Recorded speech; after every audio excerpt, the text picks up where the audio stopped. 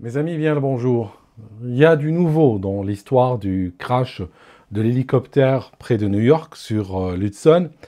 Et j'aimerais vous dire, juste à titre personnel, que je suis extrêmement dégoûté par le développement et qui est survenu aujourd'hui. Alors, avant de rentrer dans la partie technique, j'aimerais vous dire quelque chose d'autre, qui est très révélatrice de la mentalité qui règne chez certains opérateurs et qui explique pourquoi les accidents arrivent. Et très souvent, dans les accidents, on va se concentrer sur le métal, on va se concentrer sur le technique, alors que parfois il y a beaucoup d'humain et très peu de technique. J'aimerais vous dire quelque chose aujourd'hui, quelque chose d'assez ahurissant. Le NTSB et la AFA, donc la AFA c'est l'équivalent de la DGAC française, c'est l'administration qui gère l'aviation aux États-Unis. Le NTSB, c'est plutôt le bureau indépendant qui enquête sur les accidents de transport, pas seulement l'aviation. Donc ces deux entités de commun accord ont décidé qu'il fallait suspendre les activités de la compagnie New York Helicopter en attendant de voir plus clair, en attendant la fin de l'enquête. Parce que, effectivement, il y va de l'intérêt public que cette compagnie suspende ses opérations, donc arrête de transporter des touristes dans des hélicoptères, jusqu'à ce qu'on puisse comprendre un petit peu ce qui s'est passé. La FAA va envoyer un courrier urgent. Elle va envoyer un email, plus par FedEx, elle va envoyer un courrier urgent. Et en même temps, ils appellent donc le directeur des opérations, un certain monsieur Costello. Ils appellent le directeur des opérations et lui expliquent la situation. Lui-même, en homme raisonnable, va bien sûr être d'accord avec cette décision, il aurait pu la prendre lui-même d'ailleurs, et puis accepte de suspendre les opérations de la compagnie. 16 minutes plus tard, la AFA va recevoir un email. L'email vient du PDG de la compagnie New York Helicopters, un certain monsieur Roth. Donc l'email vient de sa part, et il dit que monsieur Costello, donc le directeur des opérations, ne travaille plus pour la compagnie et qu'il n'a jamais été autorisé à suspendre les opérations de la compagnie. En fait, dans le quart d'heure après l'appel de la AFA et donc la décision du directeur des opérations d'arrêter les opérations, de cesser les opérations, eh bien, ce qui s'est passé, le PDG l'a viré et il a dit « les opérations reprennent ». Voilà, je veux encaisser, je veux que des hélicos volent. Ce qu'a fait la AFA, ils sont revenus, ils ont dit « vous travaillez sous la part 135 », donc des vols charter et à la demande. Part 135, vous avez besoin d'avoir un directeur des opérations. Là, on constate que vous ne l'avez pas. Donc, il y a une violation des règles de la part 135. Vous allez devoir arrêter, vous allez devoir nous retourner votre certificat d'exploitation. Et puis, pour chaque jour où vous ne le faites pas, pour chaque jour où vous continuez à opérer, c'est 17 000 $ d'amende par jour.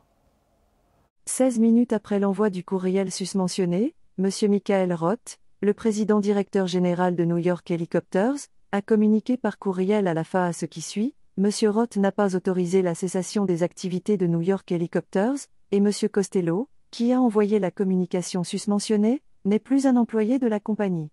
Et constatez ceci, mes amis. On a un accident avec 6 morts. Sur les 6 morts, on a 3 enfants qui dorment à la morgue à New York. Ceci ne l'a pas bougé. Ceci a bougé le monde entier, la planète entière a été touchée par ceci.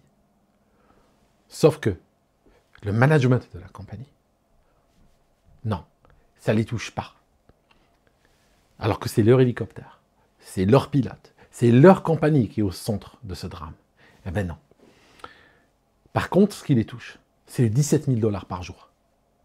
C'est pour ça que, des fois, des victimes portent plainte, ou des familles de victimes portent plainte contre les compagnies et demandent des dédommagements. Pourquoi? Parce qu'il n'y a que ça qui les fait bouger. Les compagnies n'ont pas d'âme, c'est des personnes morales, mais finalement n'ont pas d'âme, et parfois même les gens qui les dirigent, en tant que personnes physiques, n'ont pas d'âme. Et révélation, j'ai parfois un petit peu d'admiration pour les Chinois. Parce que quand un businessman, quand il fait des économies de bout de chandelle et quand il n'est pas à la hauteur de ses obligations envers le public et cause la mort de public, ça se termine assez mal pour lui. Donc, voilà mes amis, c'est quelque chose de choquant qui vous montre la mentalité. Et ce n'est pas seulement la mentalité dans cette compagnie. Il y a énormément d'opérateurs qui travaillent de cette manière-là. Je vous donne juste un exemple tout bête. J'étais en Turquie l'année dernière, l'été, sur une plage. Et là, il y a un gars avec un hors-bord. Et puis, il arrive tout le temps, toutes les quelques minutes, il arrive à fond avec son hors-bord. Et il passe à travers des gens qui nagent là. Non, c'est interdit pour les gens de nager là, mais certains nageaient. Et moi, je voyais les têtes. Et ce moteur Johnson de 300 chevaux qui passait à travers. Bon. Après, je l'ai compté comme ça. Et mon épouse m'a dit, t'es peut-être juste trop sensible. Je me suis dit, ouais, c'est peut-être juste moi. Je suis sensible. Je vois une hélice au bout d'un moteur de 300 chevaux passer à moins d'un mètre d'une tête humaine. Je me dis qu'il y a un risque d'accident, mais bon, voilà. Hein, il faut bien qu'on s'amuse. Un jour, il y avait la voile qu'ils utilisaient depuis ce navire, depuis ce bateau, qu'ils utilisaient pour soulever les touristes. Une sorte de parachute ascensionnel. Ben, cette voile, figurez-vous qu'elle s'est détachée, qu'elle est partie et qu'elle s'est accrochée au palmier.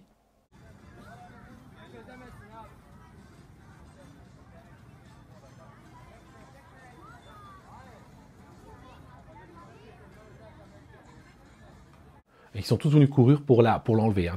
Tous ces câbles, machins, elle était enroulée et tout ça. Et ils l'ont enlevé. Vous auriez fait quoi, vous? Vous savez ce que j'ai pensé sur le moment? Je vais vous montrer que je suis naïf. Moi, je me suis dit, quand on a un incident pareil, on arrête les opérations, tout du moins pour la journée, on va discuter, on va comprendre, on va essayer de voir ce qui s'est passé pour ne pas le reproduire le lendemain. Et la voile en question, on va la faire inspecter par un professionnel, parce que vu qu'elle s'est complètement enroulée autour des arbres et tout ça, on va essayer de l'inspecter quand même avant de la réutiliser. Moi, je peux vous garantir une chose. Ils ont enlevé la voile du palmier. 10 minutes plus tard, ils étaient déjà en train de soulever leur prochain touriste avec. Aussi simple que ça. Ils l'ont pris tel quel. Ils ont couru vers la plage. Rapidement, ils l'ont attaché. Attends, pardon, parce qu'il y a des gens qui ont payé. Ben, il faut les prendre. Voilà. Je veux dire, ces mentalités tuent. Ces mentalités sont en train de tuer. Et donc, si vous partez en vacances, prenez des compagnies aériennes, prenez Air France, prenez EasyJet, prenez Lufthansa, prenez British Airways, prenez des vraies compagnies aériennes, laissez tranquilles les hélicos, les dirigeables, les ballons, les machins, tous ces trucs qui sont là pour amuser la galerie. Laissez tomber ça. La plupart du temps, ils ne sont pas opérés par des gens qui ont votre intérêt au cœur de leurs préoccupations. Donc, aujourd'hui, on en sait un peu plus. Il y a des images de récupération qui ont été diffusées. Et l'une des images que je vais vous montrer, déjà, je vais vous montrer l'image qui est apparue dans la dernière vidéo, où on voit le rotor, et sous le rotor, on voit un objet d'une certaine taille, un objet assez grand. Et je vous montre peut-être le dessin que j'ai fait également dans la dernière vidéo. Donc si vous regardez, on avait dit que l'hélicoptère, c'est la cabine, la boîte de transmission principale, et puis on a ce tube qui va à l'arrière avec le petit rotor à l'arrière, l'anticouple, qui évite que l'hélico tournoie sur lui-même. Et puis on a un grand rotor, n'est-ce pas, hein, avec une sorte de cardan vertical. Et puis on a la turbine qui attaque ici. Donc, si vous regardez ce qu'on a récupéré, vous allez voir une chose extraordinaire. C'est que, qu'est-ce qui est parti? L'objet qui a été récupéré montre le rotor, l'axe vertical qui tient le rotor, montre la boîte de transmission principale. Et là, attention, il montre les bras en V, vous allez voir, ils sont de couleur jaune. Ces bras que je dessine ici, c'est un dessin très schématique, on dirait qu'un enfant de 4 ans l'a fait, mais il y a quelques détails intéressants. Les bras en V inversés, ils sont là, ils n'ont pas été cassés. Ça signifie que d'habitude, ce qu'on voit quand on a ce genre de casse, soit la boîte de transmission principale, par exemple, se désintègre, et donc le rotor principal va partir, n'est-ce pas?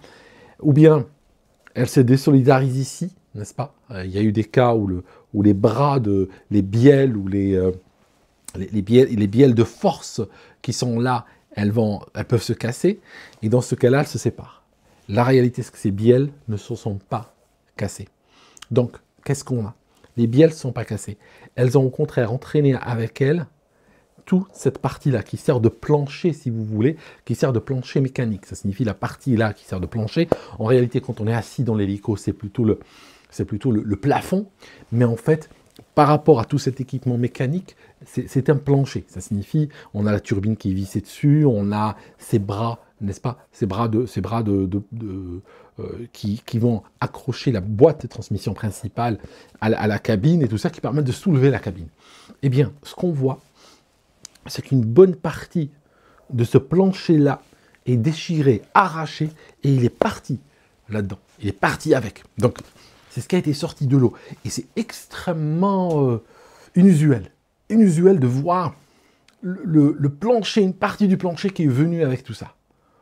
Donc, j'ai regardé plusieurs fois la vidéo du drame et des captures, donc des images capturées de ça. Je vous donne une théorie, je la donne entre 50 guillemets, bien entendu, c'est juste de la spéculation de ma part. On en saura plus quand l'enquête sera finie, tout ça, mais on a l'impression que l'accident s'est déroulé selon cette séquence. On a notre hélicoptère qui est en train de voler tranquillement. Il est à la fin de son vol. Il lui reste 2-3 minutes. Il comporte 3 adultes, 3 enfants. Il n'est pas surchargé. Le réservoir, il n'y a pas beaucoup de carburant dedans. D'ailleurs, le pilote avait informé sa base et il a dit qu'il aurait besoin de carburant pour la prochaine rotation. Donc, il n'était pas en danger ou en panne sèche, mais juste, il avait besoin de carburant avant de repartir. Donc, on a un hélicoptère qui est relativement léger. On n'est pas en surpoids ou autre. Il n'y a pas une équipe de rugby dedans, pour ainsi dire. Donc,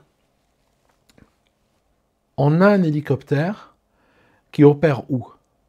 On est au bord de l'eau, n'est-ce pas? L'Hudson, c'est une eau saumâtre. On a l'Atlantique qui est juste là, n'est-ce pas? Donc, on a un hélicoptère qui travaille au bord de l'eau et qui fait des rotations régulières. Il faut savoir que les vols de cet hélico, c'est, quand vous regardez le site de la compagnie, j'espère qu'ils vont bientôt le fermer, c'est du 10, 15, 20 minutes de vol. Donc, toute la journée, ils n'arrêtent pas de faire des rotations. Donc, on a vu ça avec des avions.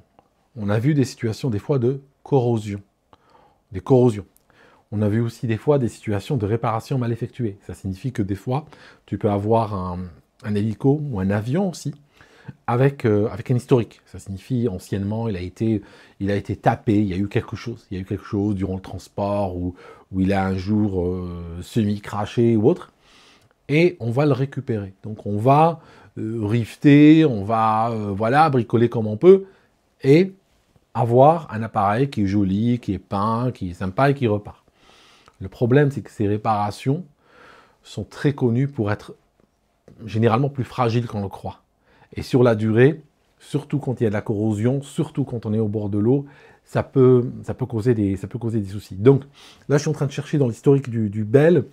J'ai un peu de soucis avec la recherche dans l'historique, parce que c'est un hélicoptère qui s'est écrasé tellement de fois que c'est très très dur. Hein. C'est des pages et des pages d'accidents depuis sa fabrication, de sorte que, oui, il faut du temps pour analyser toute cette base de données. C'est pas comme si on parlait d'un aéronef où il y a 2-3 cas dans son histoire. Là, vraiment, on a des pages et des pages, donc il faut juste me donner un peu de temps et je viendrai avec plus d'informations. Mais en tout cas, l'hélicoptère est en train de voler. Soudainement, ce qui va se passer, c'est que le tube arrière, il est séparé, il y a une image qui montre séparé. Le tube arrière, soudainement se casse. Cric, fatigue, tout ça, on le saura plus tard. Il se casse. Que fait l'hélico? Immédiatement, il tournoie brutalement sur lui-même. 2 choses se passent. Il faut savoir une chose, que la turbine, par la BTP, par la boîte de transmission principale, entraîne le rotor principal, qui est horizontal, n'est-ce pas? Mais elle entraîne aussi le petit rotor anti-couple à l'arrière. Donc, si soudainement on casse le tube, n'est-ce pas, et on enlève donc l'anti-couple, la puissance excédentaire qu'il y a sur la turbine va aller où? Elle va aller sur le rotor principal. Donc, ce qu'on va avoir en même temps, et très brutalement, on va avoir une rotation sur lui-même de l'hélicoptère, plus une injection de puissance sur le rotor principal. Donc, ce mouvement-là a cassé le rotor et cassé le plancher mécanique de l'hélico. Il n'était pas censé le faire. On a vu des fois des hélicos tomber avec le tube arrière qui était cassé, et on voit la cabine tomber avec avec le rotor principal qui tourne, qui est là, jusqu'au sol. On a vu des hélicos qui ne sont pas tombés, mais on voit des hélicos des fois, même si c'est très dur, hein, mais ça existe. On a vu des hélicos faire de la voltige. Ça ne se casse pas pour autant. C'est pas censé partir, c'est pas censé juste partir comme ça et prendre avec tout le plancher, ou une partie de celui-ci. Mais vraisemblablement, s'il y avait des réparations, ou s'il y avait une corrosion qui était invisible, parce que derrière les garnitures, derrière du plastique, des endroits difficiles à voir, potentiellement, avec le coup d'accélération, ça a arraché. Ça a arraché toute cette partie, donc le rotor et la boîte de transmission principale, et une bonne partie donc, de ce métal-là. Et d'ailleurs, c'est pour ça que dans l'image que j'ai montrée hier, on voit une sorte de pyramide, on voit une sorte de V comme ça, qui veut dire qu'on a la boîte de transmission principale, mais on a aussi deux bancs mètres de métal dessous. Donc voilà, alors par la suite, à partir de ce moment-là, ce qui va se passer, c'est que l'hélicoptère se retourne sur lui-même, probablement parce que c'est aérodynamique, c'est le poids aussi, parce que ça dépend du centre de gravité où il se trouve. Donc ce qu'on a, on a la turbine qui est au-dessus, d'accord? Donc la turbine était toujours là, donc le poids probablement de la turbine a fait que l'hélicoptère a eu tendance à basculer vers cette partie lourde, donc c'est pour ça qu'il est parti sur le dos, et après il est tombé pendant à peu près 8 secondes, et là on a un impact avec l'eau. Donc voilà, c'est la mise à jour aujourd'hui de cette triste histoire. Et c'est vraiment scandaleux, je manque de mots pour décrire ce comportement ou le sentiment que me donne le comportement du PDG de cette compagnie qui a été fermée manu militari par la AFA. Merci en tout cas d'avoir regardé cette vidéo jusqu'ici et on se voit dans une prochaine. À très bientôt.